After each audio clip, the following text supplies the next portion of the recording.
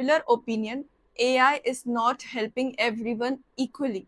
It's actually making the gap between rich and poor worse. And I think we need to talk about this. Everyone keeps saying that AI is going to change the world for everyone.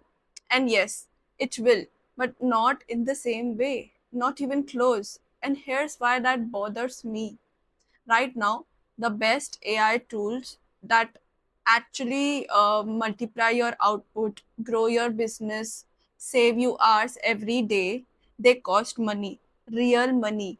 People who can already afford them are using AI to get smarter, faster, and richer every single day. Their businesses are scaling, their income is growing.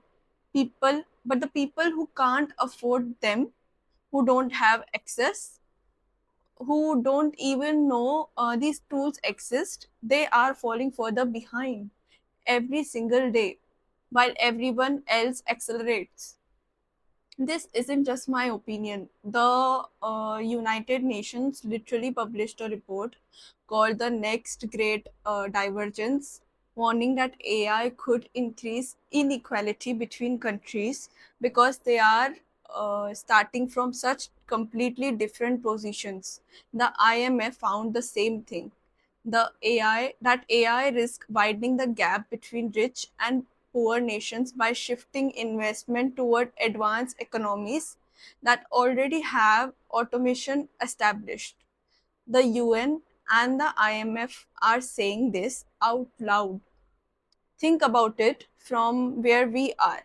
In India, in developing countries, we have the talent, we have the intelligence, but if the tools that make you 10 times more productive cost 10 times more than what most people here can afford, who actually wins from AI?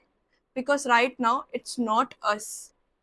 I love AI, I genuinely do, but loving something means being honest about it too. Agree or disagree? Tell me below.